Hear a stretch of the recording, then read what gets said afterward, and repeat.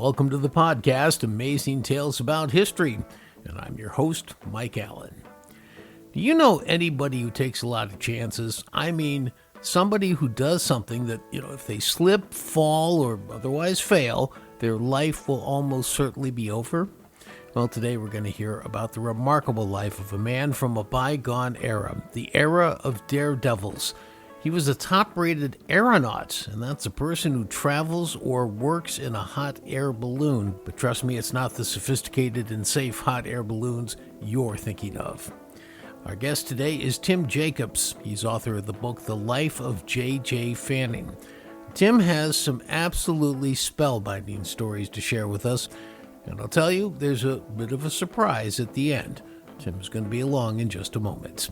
This week's trivia question. The question is, something happened to the infamous French military leader Rochambeau, the guy who teamed up with George Washington to win the Revolutionary War, when he camped in Yorktown, New York, and it made Washington livid. What was it? Well, stay tuned after the main program for the answer. It'll give you the topic for next week's show.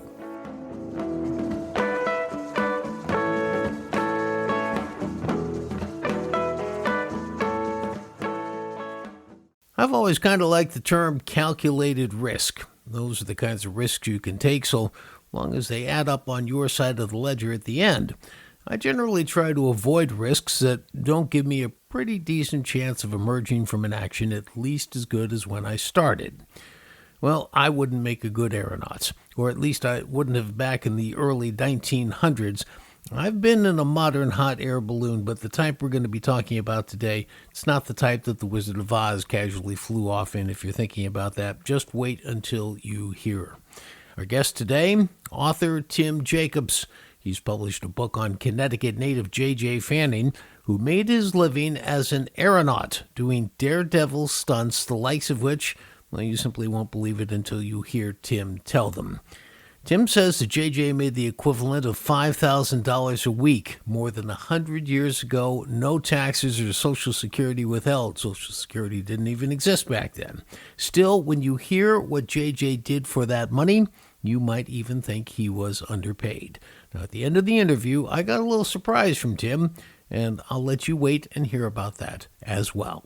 So, Tim, when we talk about a guy like J.J. Fanning, we're really going back to a bygone era where there were what I call daredevils, people who did just really outrageous stunts for a living. They made their money that way. And tell me a little bit about J.J. Fanning's background. Where was he born? Tell me a little bit about him. J.J. Fanning, which actually his name was John Jack Fanning, but he went by J.J.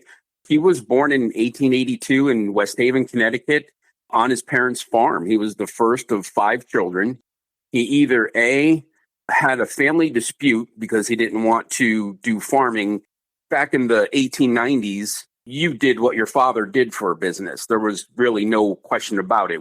It was either the dispute and he just kind of ran away from home, or it was just he didn't want to farm and he just told his parents, I'm going to go strike out on my own. And around 1900 to 1906, he was actually a tumbler and a trapeze artist in the circus. Back then, I mean, you're not tethered to anything. There's no OSHA regulations. There's no safety nets. And sure enough, he slipped and fell and he broke his hip and broke his wrist and couldn't do that work anymore. So what did he decide to do? He did a little bit of a pivot in his career, didn't he? He ended up in New York and he met a gentleman by the name of Edwin Hutchinson, who was an aeronaut. An aeronaut back then was, you went up in a hot air balloon. And I don't mean like, a wicker basket and a burner and a pilot like we do today if you went in a hot air balloon. But he basically sat on a canvas strap. I always tell people, if you've ever been parasailing before, it's the same thing. You're just sitting on that strap and you're going up in the air. And then at these state fairs and outdoor vaudeville shows, carnivals, a signalman would fire the gun and he would just let go of the balloon. When the signalman fired the gun, he would just let go of the balloon and jump off, pulls a parachute, reaches over his head, grabs all the cords to the chute, has a machete on his outfit that he would pull out, slice it over his head. That parachute flies off. Now he's free falling.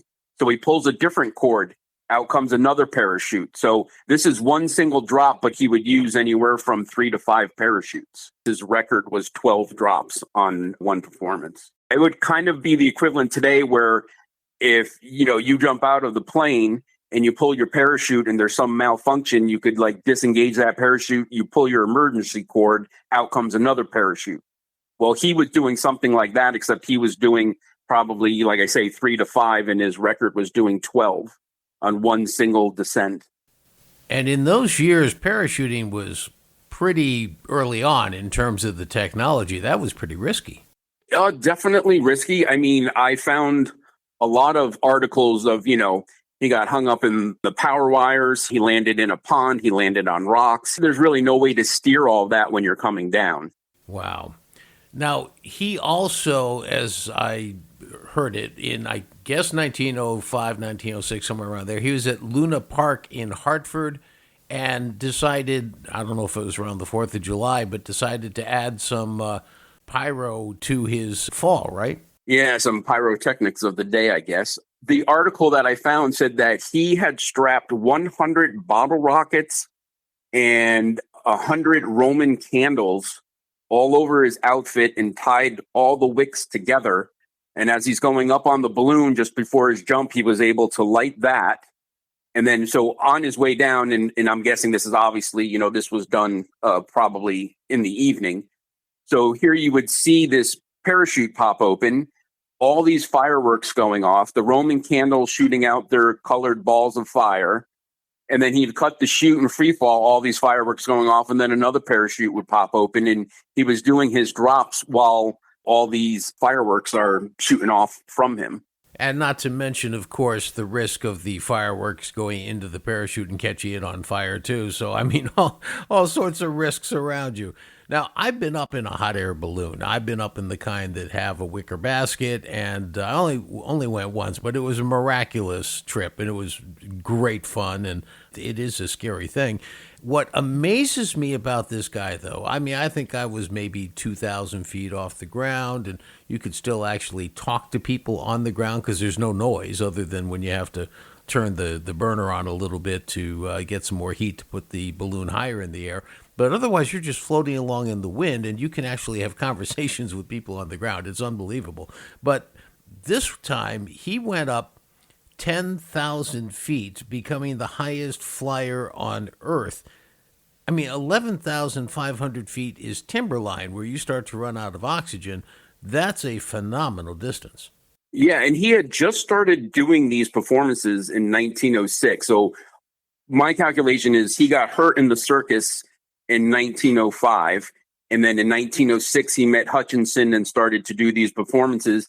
And then in 1907, he definitely set a record of the first person to like free fall jump from just over 10,000 feet. There's another one from, I guess, 1908, where he did something called the human bomb stunt. What was that all about? That was him and the other fellow, Hutchinson. Now, Hutchinson was the guy, he was in charge of probably like half a dozen men who were balloonists or aeronauts doing these stunts. And what he did was he had taken a couple crates, dismantled them, and rebuilt it so it was kind of like the shape of an egg. So you have this large wooden egg.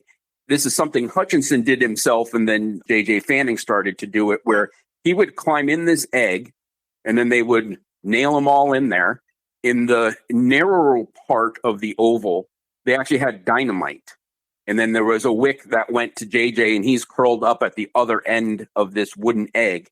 They would tie a couple parachutes to it. It would go up. When he'd hear the signal gun, he lit the wick. The dynamite would blow, and it would send him one way while sending basically all this shrapnel of the wooden bomb, they call it, down to the ground, which I'm sure was so safe for all the spectators below. But this thing would just explode. And once JJ got his bearings back, he would then start to do his parachute drop. Wow. So now, I mean, the risk of that is just hard to even fathom. Now, when you talk about a guy like J.J. Fanning, what first comes to mind to me, at least, is a guy like Evel Knievel when I was growing up in the 1970s.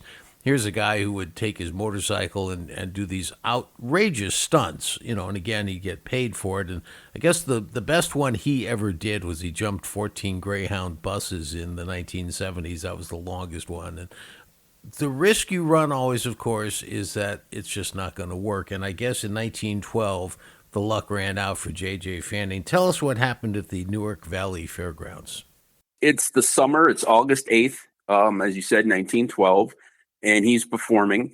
And many of the articles had said he was acting oddly.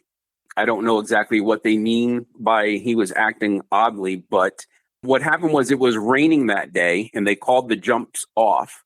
About 3 hours later, the rain had cleared out, the wind had died down, so Hutchinson came back into their tent where the balloonists were probably just, I assume they're just hanging out playing cards with nothing to do. Says, hey, the jumps are on. He said, Fanning, you're up first. He went over to where his balloon was now basically, I don't want to say inflated, but what they would do is they would actually hold the balloon over some open fires to capture all the heat. And then once the balloon was really ready to go and take off, he would clip it onto his uniform, and that's what would take him up. As he's going up, I figured this is announced over the PA. The crowd comes, they watch him gear up, they watch him as he starts to rise. He's shouting to the crowd, you'll win, you'll win. And he also had a handful of playbills, like you would kind of get like a program telling you where everything is. This is where the livestock is, the games, the food. He was just throwing handfuls of the playbills down to the people below. The other thing was he refused to let Hutchinson examine his equipment, which is something Hutchinson did for all of his performers every single time without fail. He was the last one to look at your equipment before you went up, and JJ refused to let him near his equipment. So he goes up, the gun goes off, he lets go of his chute, he starts his drop, he pulls out his parachute, and I'm thinking, when you're underneath your parachute and you look up, all you see is your parachute. And he grabbed the cords and did his usual routine. He took out a machete, he cut the cords, and then you could see, or at least he could see, the people down below probably already seen it, but all four of his parachutes deployed at once. And then when he cut the cords to what he thought was the one parachute, he didn't realize all four of them. So he released all four parachutes. So he was no longer attached to a parachute. He just free fell from there. Of course, he lands, he's unconscious. Then he starts to wake up a bit. They bring him back to the balloonist tent. They said, we need to make him more comfortable. So they took him across the street to a farmhouse. And it was in there they sent to get other doctors to come look at him. The farmer's daughter, who was basically taking care of him, said he was just talking gibberish, couldn't understand him. And his last words were, my father is William Fanning, my mother's Julia Hayes. They live in West Haven, Connecticut. And then he died there at that house. And then his father sent two of his nephews down to pick him up. And, this is 1912. So he sent them with a couple horses and a wagon. And to go from West Haven, to Newark Valley, New York, that's about 4.5 hours in a car today with interstates. So back then, this was probably an all-day trip for them to get there, retrieve John's body, and then, a good day of traveling to get back to West Haven. And they buried him in the family plot at the St. Lawrence Cemetery in West Haven. Now, there's this unbelievable picture of this tragic accident that you came upon. And if you could just share the story of how you happened to come into possession of this photo. I can tell you, when I started this adventure some years and years ago of researching his life, I didn't find out about him until I was in my young 30s, and I'm 57 now. I had wrote to the Tioga County of New York Historical Society, letting them know that this guy is my great-great uncle. He died there performing, curious what information you might have, etc. And one of the volunteers there, she wrote me back saying, this is the most interesting request we've ever gotten. I'm going to be your go-to person. You just email me, let me know what you want, and I'll find it for you. So one of my emails along the way was, can you go to the town hall and get his death certificate? I'm just curious to see what that says.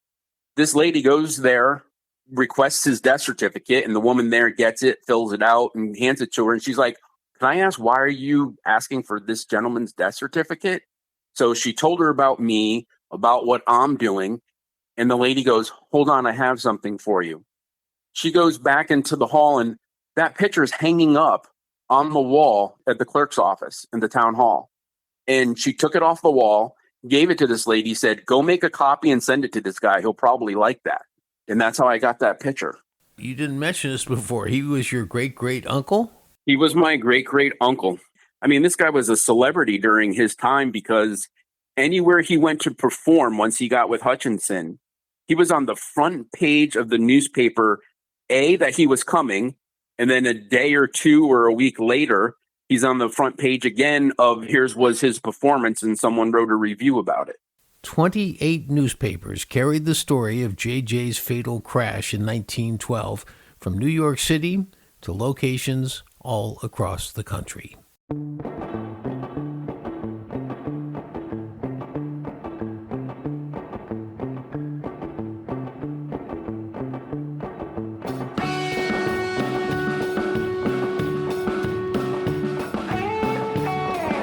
Well, that wraps up this episode of Amazing Tales About History. You know, when Tim Jacobs was doing genealogical studies of his family, one of his grandparents said, "There's one family, everybody thinks they only had 4 children, but they had a 5th. His name was John. That's all that Tim needed. He found out about his great-great-uncle J.J. Fanning, and it turns out nobody else in his family from this generation knew anything about him at all. Well, now we all do. I want to thank Tim for being our guest today and his book, The Life of J.J. Fanning.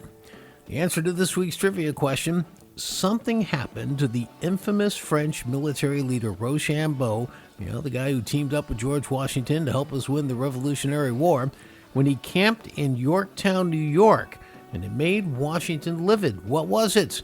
Well, it turns out Rochambeau was arrested by a local sheriff. Next week on Amazing Tales, really one of the most unbelievable stories you'll ever hear about the Revolutionary War, or any military campaign for that matter. We're going to have the story of how and why Rochambeau was arrested. Amazing Tales About History is a production of True North Associates, LLC. This is Mike Allen. Be safe and stay healthy.